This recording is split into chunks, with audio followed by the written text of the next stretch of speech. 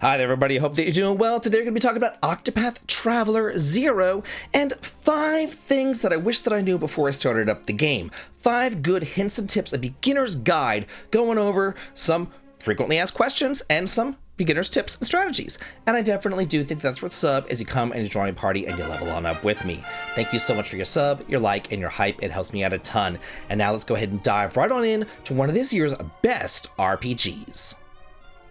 First up, what should you choose at the beginning of the game? Right from the get-go, you're kind of like bombarded by choices, so let's talk about the best ones to choose. First up, the skill. You have a choice of Twin Shot Mastery, Healing Prayer Mastery, and Weaken Foundation Mastery. And the attack skill is nice because it does allow you to hit an enemy twice, potentially removing 2 shields. The recovery skill is pretty sweet too because not only does it heal up HP, but it also restores their SP by 10%. And then there's the enfeebling skill that reduces both physical attack and physical defense powers, which can be super handy too. Now, I am not afraid to say if I've made a mistake or if I was wrong about something in the past. I always think that it's a good idea to be able to change your mind whenever new evidence is presented. And I did make a video early on whenever I only had access to the demo and 3 hours of gameplay. And in that video, I recommended taking the attacking skill. But since then, I have had access to the entire game, and I've played around with a ton of different skills and combinations and things like that, and I've just gotta say, the buffing and the debuffing skill is always useful in Octopath games, because it's kinda similar to how it works in SMT and Dragon Quest, and because it reduces both attack and physical defense, it can be a really powerful tool in your arsenal. I don't think that the healing skill is all that hot, especially because your characters regenerate in the back row anyway, and getting double attacks on weapons isn't exactly hard to do in this game, so mea culpa. My personal recommendation now lies with the enfeebling skill. Now, let's look at all the belongings that you can choose.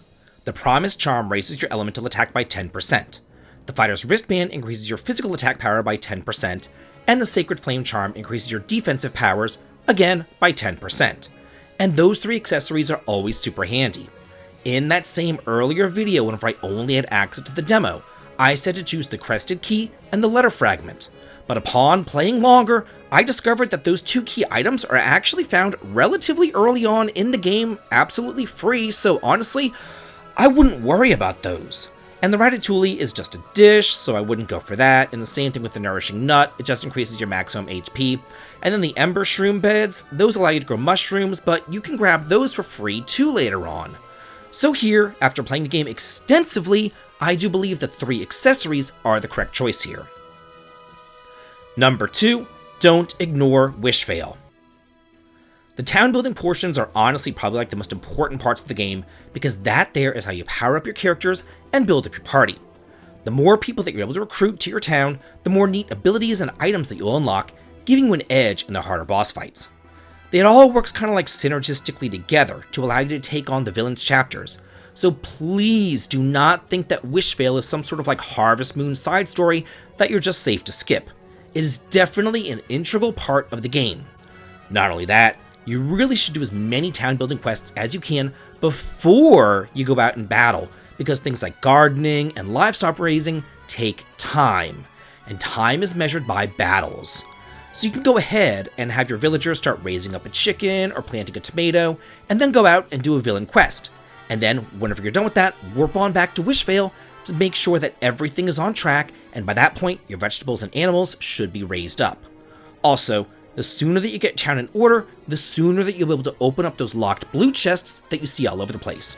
So if you want to minimize your backtracking as much as possible, get that town built up ASAP. Not only that, but many characters also cannot be recruited into the town unless you have a recipe that they're seeking.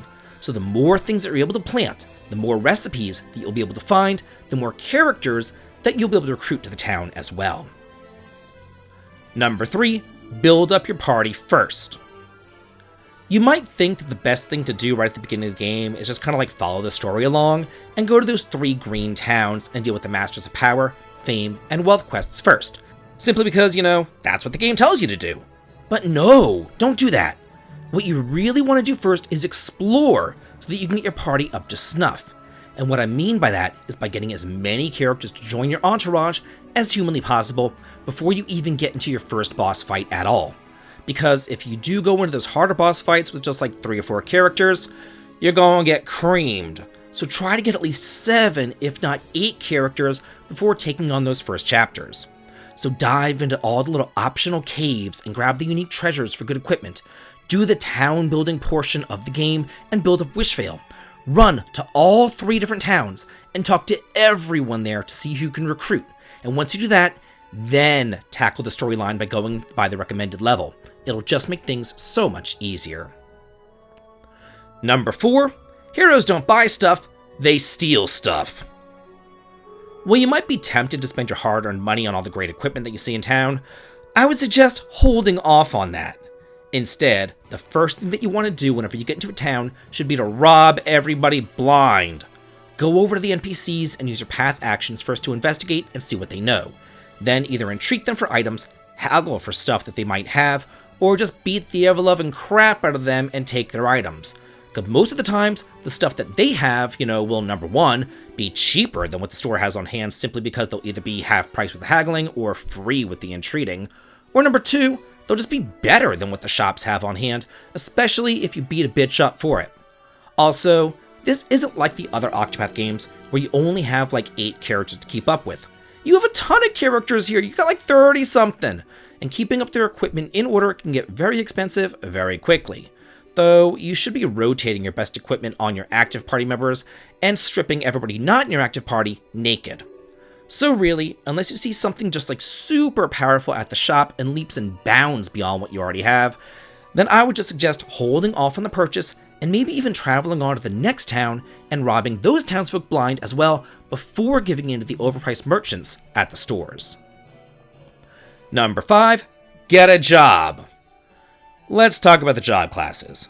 Once the prologue is over, you'll be able to choose a job class for your hero. All of your other party members pretty much have like their jobs set in stone. The only job that you can change is the main characters. So, like any Octopath game, you have 8 choices. But some choices are just much better than others. My personal recommendation for your first job is the Scholar. But why him? Let me tell you. Pretty much all the other party members that you'll be getting on in the early game have access to all sorts of different weaponry. But getting access to magical spells that the Scholar has is a different story. And becoming a Scholar will get you access to those multi-targeting attacks that hit fire, wind, and light damaging. And this is at a time whenever you really do need access to those weaknesses, and whenever you also really need attacks that can hit multiple enemies too. If for whatever reason you just don't want to get a Scholar, another good choice would be the Dancer, simply because their second passive skill allows you to gain more JP with each battle, and they have access to the fan weapon, which none of your other party members have access to. Another pretty neat choice is the Merchant. Not only can he hit all enemies with a really powerful bow attack, but he's also able to use his skills to get more JP for your entire party, similar to the Dancer. And finally, the last good choice for a job class at the beginning of the game is the Hunter. They're really powerful, and their first passive skill increases the amount of experience points that you earn at the end of a battle. So make your choice wisely, because you won't be able to change job classes again until you master 5 skills and unlock the second passive ability on each subsequent job class, which could take quite a long time. So that's it for the 5 things that I wish that I knew before I began Octopath Traveler 0. What are some hints and tips that you would like to share with everybody else? Please leave them in the comments, and I can't wait to read them all. And I hope everybody's enjoying the game, and have a good day.